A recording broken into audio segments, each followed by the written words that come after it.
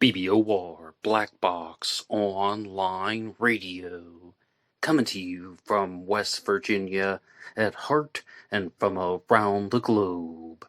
And hello, Nedheads. Hello, Black Box Battalion.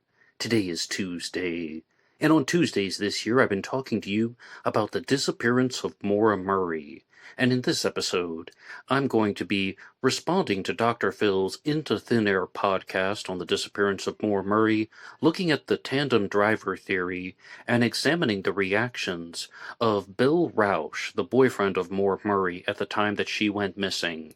And you guys know the drill. You can hit the like button if you want, subscribe if you haven't, and drop a comment down below if you have something to say about the disappearance of Maura Murray. For larger things, you can send them to me at blackboxonlineradio@aol.com. And I am your host, Box Ned. Now, this is part of an ongoing series of discussions that will happen here on Black Box Online Radio. Last week for the Tuesday show, I did a response to part 1 of Dr. Phil's podcast series, Into Thin Air, which is discussing the Maura Murray case. And I know, some people don't like Dr. Phil. I said it from the get-go. I even have my own problems with him. I have certain reservations about his judgment, which I'll go into throughout the duration of this recording.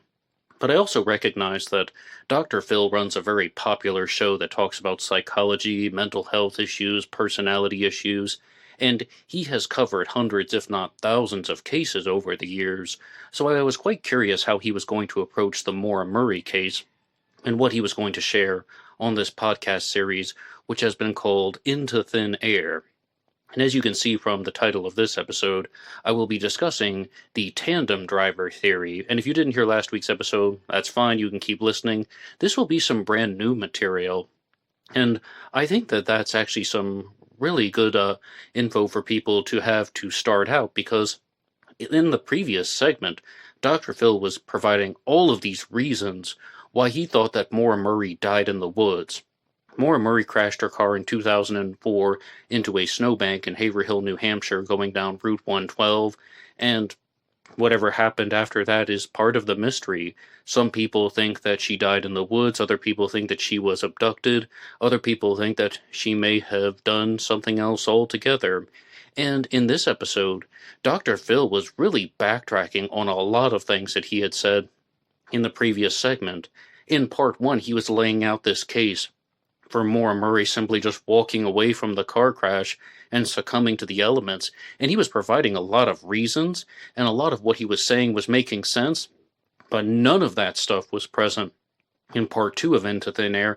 Instead, he was making a very big case for the abduction theory, and I know that somebody like him is going to have a producer, if not producers plural. He's going to have a writer, if not writers plural, and researchers plural, who are going to be guiding the course of the show.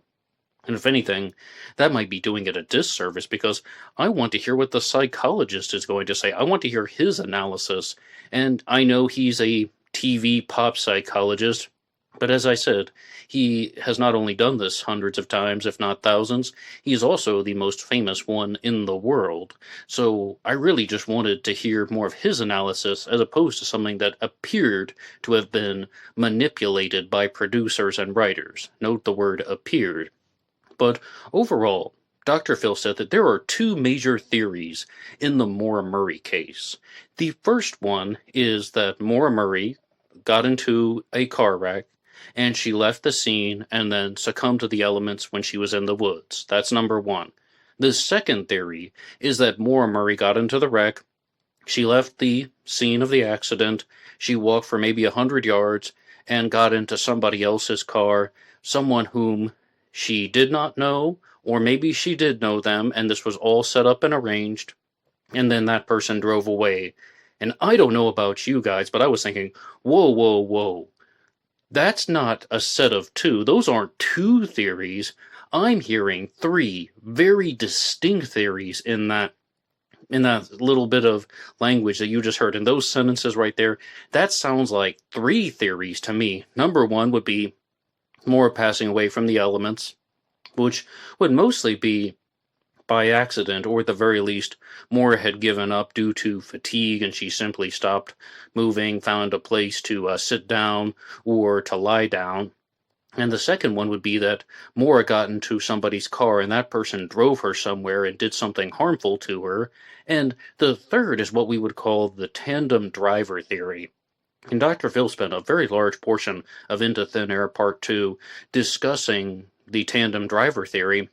However, I mean, to say that those two are the same, that she knew the driver versus she didn't know the driver, I think that these are two extremely different theories for the following reason. If she got into somebody's car, somebody who was acting as a dirtbag, as her father Fred Murray would call him, a local dirtbag, he needed something bad to her, that would have been unplanned. If Maura Murray got into somebody's car and they were an active participant in all of this, and that they had set the whole thing up trying to run away to take Maura somewhere, that would be planned. And I know that there is some type of mathematical probability out there, some mathematical chance, oh yeah, that Maura Murray was just randomly picked up by somebody she knew personally, but that probability is not on anyone's side. That's going to be an extremely small chance. In all seriousness, if Maura was picked up by a local dirtbag, there was probably no real intention of meeting her that night, and that person may have done something bad to her. They could have driven her to a location where a crime took place, foul play was involved. But if Maura had been driving down Route 112, she leaves her college, University of Massachusetts at Amherst, drives north to Haverhill, New Hampshire. Then she goes off the road. She gets out, and then a school bus comes by that's driven by Butch Atwood, and he asks her if she needs help. She says no, she's already called AAA. He knew that was a lie because there was no cell service in the area. He drives home, and then he is telling his wife, and she calls the police, and at least one other person called 911 as well, saying that there's been a car wreck over by this curve near the weathered barn, and then Maura has not been seen or heard from again. It's a very, very small window. Some estimates were 10 minutes and then 16 minutes. This was also brought up. Then Maura is never seen again. Butch Atwood was the last person to see Maura Murray. Well, what if she got into somebody else's car? What would be the reasons? And Dr. Phil actually brought up some very strong skeptical challenges in this one to the tandem driver theory. And I'm also going to share some because, if I can be very honest with you guys, I never liked the tandem driver theory. I thought it was a bit ridiculous. I thought it was far out. I openly said that it was stirring the pot to try and make this case appear more outrageous than it actually was. And to start from the very beginning, I first learned about it because somebody wrote a book called True Crime Addict, and he appeared on the Missing Maura Murray podcast. And he said, I don't think Maura Murray died on the night of her disappearance. I don't think she died shortly after her disappearance. I don't think she died in the woods. I don't think she was abducted by a predator. I think that Maura Murray is alive and living in Canada. And I was just thinking, what? What on earth is this? What kind of story is this? And then it just went on and on from there. And that person has since backtracked from that. But this would be a very simple arrangement of Maura was planning to go away with somebody. She was planning to run away, to leave her life behind. And then she maybe intentionally crashed the car, or maybe she didn't even roughly crash the car, just as the shape the car was in. Because according to John Smith and the accident reconstructionist, Maura did not hit a tree that night. That's a myth of the case. The car goes off the road. She gets out. She gets into somebody else's vehicle, and that person drives her somewhere. That's the first one, that she ran off to Canada to start a new life. The second one is, Maura would have just simply been going to meet somebody to go away for the week. That they had a plan to meet at a cabin or some other type of residence, but a cabin would be very secluded. And she actually successfully gets to the cabin, and then somebody, one of her family members may have actually found this out and did something bad to her. Dr. Phil was horribly critical of the tandem driver theory, and he brought up two very interesting observations about this. And I just want to ask you guys listening to this now. These are challenges. What do you think about these things? The first strike against the tandem driver theory is, who was the tandem driver? Who was the person who was picking up Maura? Who was she trying to meet? And you might be thinking, well, what about that guy, Stephen Baldwin, her ex-boyfriend, who got involved in animal rights abuses, cruelty to animals, and running an illegal ring? Wasn't he the man in question? I mean, his fingerprints were found in Maura's car? No, absolutely not. Almost certainly not, because once again, his fingerprints were found in her car on a CD. Only on a CD, not on things like the door handle, the dashboard, not everywhere in the car. And that would mean that he was a passenger in Maura's car, if you're going to play that angle, and she would be going to meet him. I mean, did he hand her a CD before she got into his vehicle? And she's like, oh yeah, I'm going to put this in my car for later, and then just get into his vehicle? No, that is 99% impossible, and I'll go into the reasons why in a second. But that's highly improbable.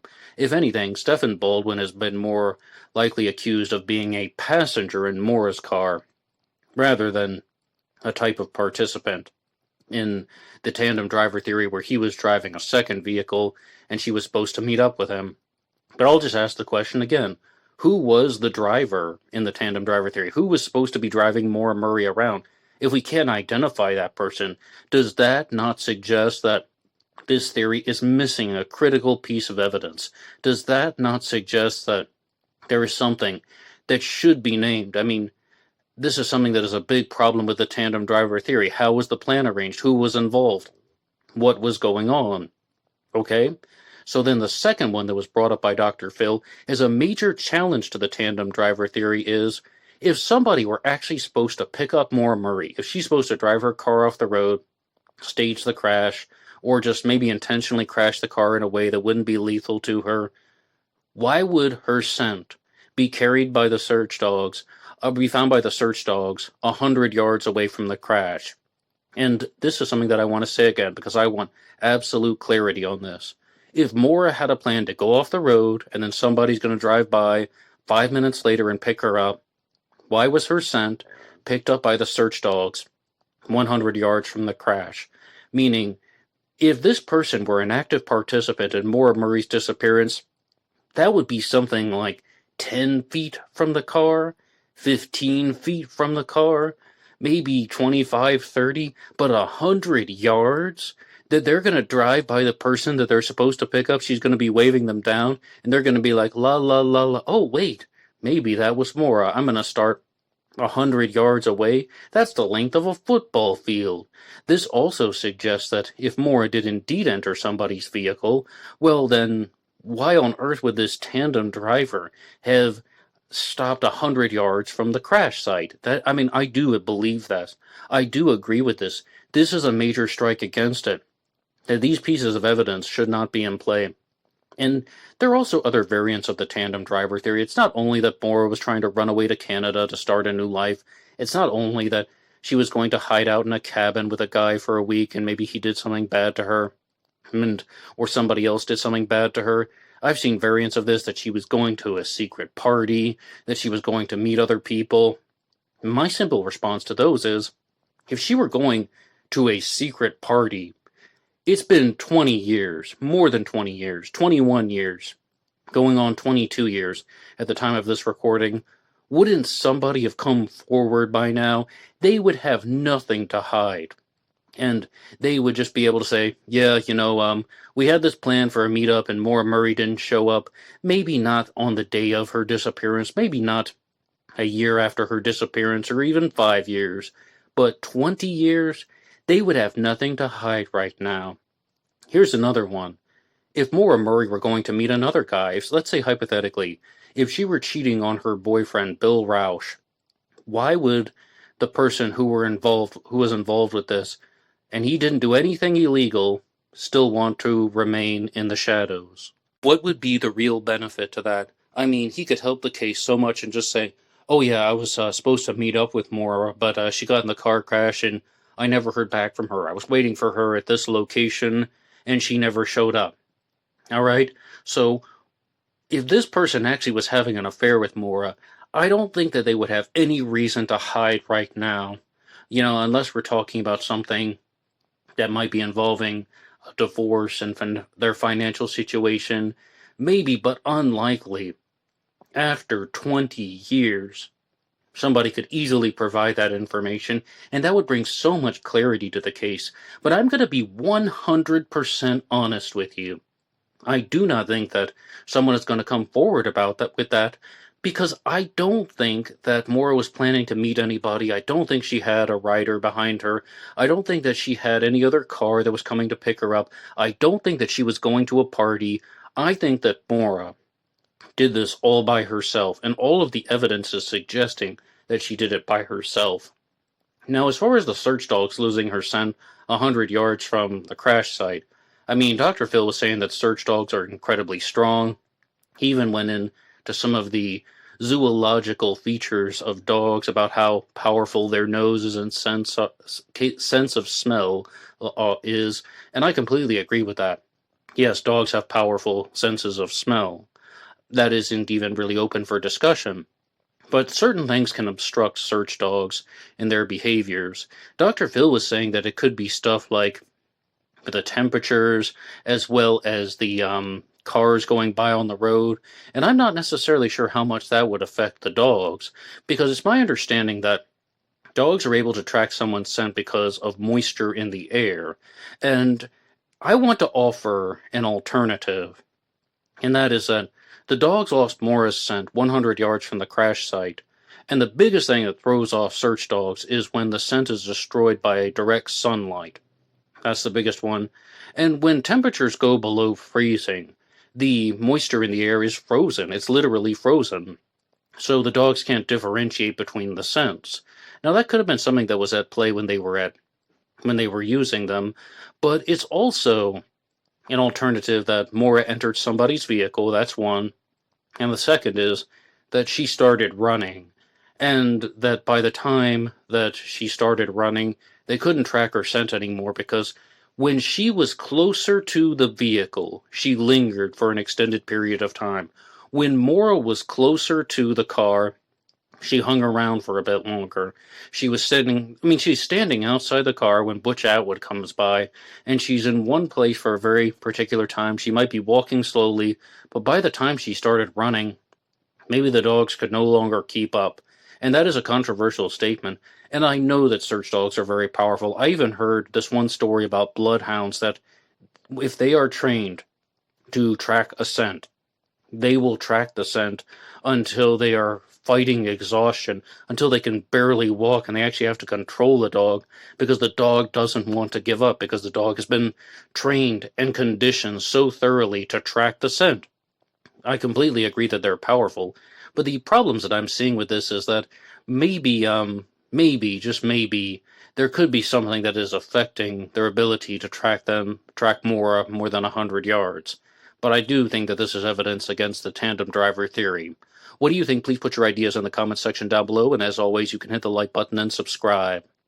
Now, another thing that was brought up by Dr. Phil was Maura had a boyfriend named Bill Rausch, who was in the military, and he was stationed at Fort Sill, Oklahoma at the time. After Maura went missing, Bill Rausch flew up to New England, and he went to New Hampshire to participate in the search. And I'm going to be very direct. I'm going to be very honest with you guys. I don't think that Bill Rausch had anything to do with this. I don't think he was a participant in anything. I don't think he tried to set her up. I don't think he knows more than he's leading on, other than maybe some of their emotional turmoil. Maybe some feelings were exchanged or some comments were said that he didn't come forward with. But other than that, nothing.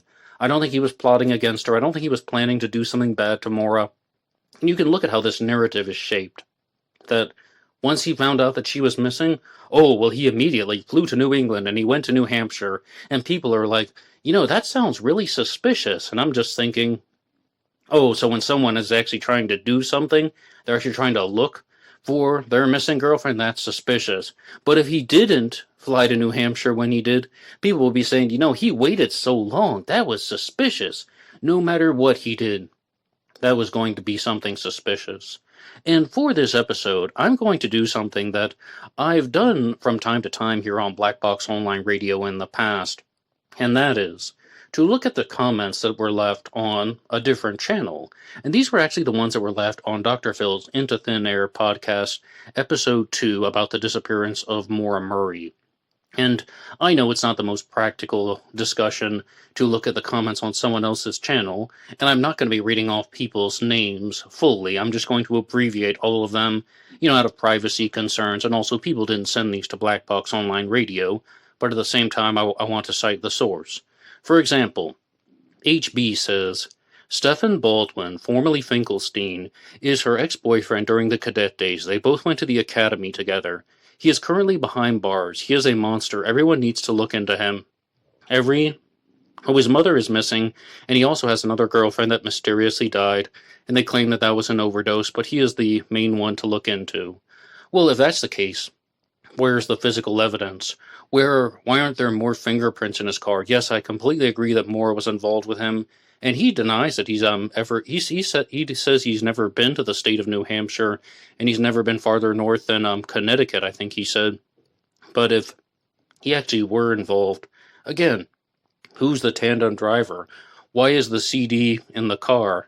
I mean, was he this tandem driver and he gave her the CD before the trip and said, listen to this on your way up, and then I'm going to come pick you up later? This is a big problem with the tandem driver theory. I mean, no matter which angle you're looking at, it's not going to make any sense. Well, was a crash planned, and then Maura was picked up by somebody 100 yards from the site? Or was Maura just going to meet them at a cabin or a motel or something, and she went off the road and flagged them down? Well, again, why would they be waiting 100 yards and making her walk all the way up? No matter what angle of the tandem driver you're looking at, it doesn't make sense. And I think all of this started because there was a real possibility, that Maura hit a student who was actually in a coma for a month after the accident, and his name was Patrick Vassy. And as I understand, he doesn't really want to be interviewed, and he doesn't want to talk about the subject. And most people who have analyzed the timelines in depth better than I have rule out the Vassy hit. They say it's just improbable that Maura actually ran over the student Patrick Vassy, but they would think that Maura ran over somebody. She almost killed him, so she went to Canada to wait out the statute of limitations. But once people realized that the Vassy hit was improbable, they started reshaping the tandem driver theory. But Dr. Phil, of all people, on his Into Thin Air podcast openly said the tandem driver theory is one that just simply will not go away. And we have another comment here from KO who says, someone or something has taken her. She didn't run away. Alright, my simple response is, how do you know that? How do you know that she simply didn't run away? I've been the biggest defender of this claim that Maura didn't go to start a new life. How do you know that she didn't just run away on her own accord? I mean, someone or something didn't take her? Well, that would also exclude the possibility that Maura was just walking down the road by herself, that she started running down the road by herself. And eventually, she entered the woods, and she went into some place where no one could find her, and she succumbed to the elements. How do you know that that didn't happen? You might believe that that didn't happen. Well, I tell you guys what I believe here on Black Box Online Radio, but believing and knowing are not the same thing.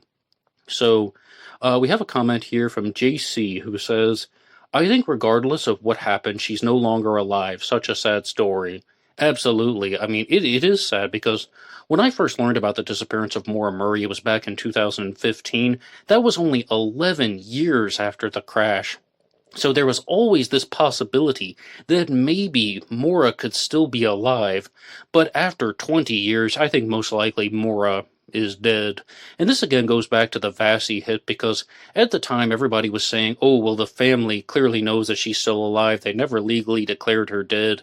They want her to get Social Security. She's hiding out in Canada, and she's just going to come back and try to resume her normal life. But, I mean, that's really what people were saying 10 years ago, and that's not what happened. Now, somebody here, this is from KK, who says, Dr. Phil is a great storyteller. I mean, he's not the worst. I mean, in terms of a broadcaster, he really is not the worst. There's a reason why he became so popular. But I think that this presentation on the disappearance of Maura Murray has been heavily aided and abetted. CL says the family reported that the police did not start looking for her for 48 hours. Now, they may have said that, but I believe that it was 36 hours. It was 36 hours before they actually started looking for her. And yes, there is the responding officer, Cecil Smith, who comes rather quickly. But, I mean, 36 hours could really throw off the search dogs, in my opinion. And Fred Murray also believed that. And another comment that was mentioned by Dr. Phil on the Into Thin Air podcast was he did not believe. I mean, I'll start over. Dr. Phil was making comments about Fred Murray, Maura's father, and he's like, Fred Murray has said from the very beginning that he did not believe that Maura went into the woods by herself, that she started running, and that she got into some type of personal injury, or she had a personal injury. He said from the start she was abducted by a dirtbag. Some local dirtbag snatched her. And I think that that really is important to remember, because that will also rule out the tandem driver theory. That means that if we're going to talk about the tandem driver theory, Maura's father, Fred Murray, is not on board with this. And there are some more comments about him, but... And if... Let's see here. Now, someone says, this is SS, God sees all. If someone hurt her, they will reap what they sow. You know, you hope that, you really hope that, but in terms of the legal sense, some people do literally get away with murder, but you do have to live with yourself no matter what. I am mostly a believer, though, in you reap what you sow. And the next one here is from MK, who says, with all the alcohol, it sounds like she was going to a party and not by herself. With all the alcohol, it sounds like she was going to a party and not by herself. Okay, MK, I'm going to challenge you on this one. If she were actually going to a party, why did she leave the alcohol behind? Let's say this is the tandem driver episode, right? So, if she's going to meet this tandem driver who's taking her to a party, why did she leave the alcohol behind? The wine coolers and the Franzia wine. I mean, all of that stuff is in the car, so why wouldn't she, again, get into that person's vehicle more closely? How hard would it be to say, oh yeah, we go back to my car? I have the wine and the wine coolers. That's all she would have to say, and that person would do it. Because remember, Maura instructed Butch Atwood not to call anyone. She didn't know that he had made a call, and she also didn't know that anyone else was going to call. So I think that's a very big strike against Maura going to a party. Now we have one from SF who says, the bus driver called the cops when she didn't want to come on the bus. Clearly someone drove by and she got a ride. Well, again, how do we truly know that that's what happened? As you can tell, I do highly entertain that theory, and I go back and forth between the different theories for many, many years. I even stated on this channel that that was my go-to theory, but as of now, I'm forced to admit that I really don't know what happened to Maura. None of us do. But how do we really know that she got a ride from somebody else? And one from CL says it was actually 16 minutes from the first 911 call and the arrival of the police officer. The neighbors reported the road is busy. Well, I don't know what you mean by busy. I mean, how many cars, like, versus a city street? I really don't know how many cars you can say is busy. And Dr. Phil also discussed something on the Into Thin Air podcast when he said, one of the theories is that Maura was drinking alcohol, she got out, and she wanted to leave the scene because she didn't want to be cited for drunk driving. She didn't want to get a field sobriety test. She didn't want to get a DUI. And that comment is discussed here by JF, who says, if she was drinking, she would definitely be afraid of the cops and anyone who would call them. Speaking of cops, what if a bad one showed up in exchange for not arresting her for being drunk? She had to do, well, you know. Now, when I first heard that theory, it was in 2018. I made an episode on it, one of the old black box recordings. I accidentally deleted it, so it's no longer up. But I had to admit, I don't know what happened, okay, so anything's possible, but I called that theory the most ridiculous theory in the world. That somebody did something to Maura, like the cop is trying to SA her in the snow. And I was just thinking there would be more physical evidence if he murdered her on site and then put her in the trunk of his car. I just think there would be more physical evidence of that. And I know that people can cover things up, but again, people were watching the scene. Multiple people were trying to pay attention. And the last one that we're going to have is from LW, who says, interesting about the search dog's ability and their brain capacity. And that is referring to the fact that, search dogs can do things that are 40 times more powerful than a human when it comes to the sense of smell. And I do appreciate everybody who left comments on Dr. Phil's episode. Again, I fully admit those comments were his, not mine. But it's interesting how people will perceive this in the general public. Most of you guys who listen to Black Box Online Radio are very deep and passionate true crime enthusiasts. You follow lots of cases, specifically unsolved mysteries. But in regards to the general public, a lot of people are just watching 1 or 2 episodes and then they think they can connect the dots. No, she was abducted. No, she went into the woods. No, this was a secret party and meetup that nobody knew about. And it's just like, I know that's the first thing that's coming to mind for you, but where's the evidence? And I've always said it. The reason why the Maura Murray case is so fascinating to people is because we know so much about Maura's life before Route 112. We know absolutely nothing about what happened after Butch Atwood last saw her. Absolutely nothing. Did she get into somebody's vehicle? Did she enter the woods? I don't think the evidence is necessarily pointing into too many directions, but one place that it's not pointing is the tandem driver theory. And it is not going in that direction at all. That Maura had a secret meetup plan, that somebody was supposed to find her, that she had a driver following her that was going to pick her up, that the accident was staged, the disappearance was staged, all of that. That goes into the category of no, highly unlikely, highly improbable, even almost certainly not. If you want to challenge me on that, you can put your ideas in the comment section down below. I would love to read them. And, please stick around for the Maura Murray discussions next week. There will be a new episode coming out on Tuesday, and I also release content about the Zodiac Killer on Mondays, Jack the Ripper on Wednesdays, the Black Dahlia on Thursdays, and D.B. Cooper on Fridays. This show comes to you Monday through Friday, talking about unsolved mysteries. And next week, I'm going to resume releasing shorts and reels, talking about serial killers, true crime news, and anything under the sun or in the darkness. And you guys know where to write the show, blackboxonlineradio at AOL.com, but you can also get me on Facebook. My personal Facebook name is Ned DeHaan. There's also a Black Box Online Radio Facebook page, and there is also Black Box Ned 88 on Instagram. Lots of ways to keep in touch and lots of ways to view and share content that is available here on YouTube, particularly the shorts and reels. This show is available for free downloads anywhere you get your podcasts, including Apple Podcasts and Spotify and iHeartRadio. And you can also get the images that you see going by on the screen. They are available at True Crime Designs on Facebook. True Crime Designs. And if you want to support all of these efforts, you can go over to buymeacoffee.com. buymeacoffee.com/blackboxned88, and that allows you to make a donation or contribution to help support the show, and anybody who makes a donation will get a shout out on Zodiac Monday. That's all for me now. Everybody have a wonderful day, and I will see you tomorrow for a new episode about Jack the Ripper. Until next time.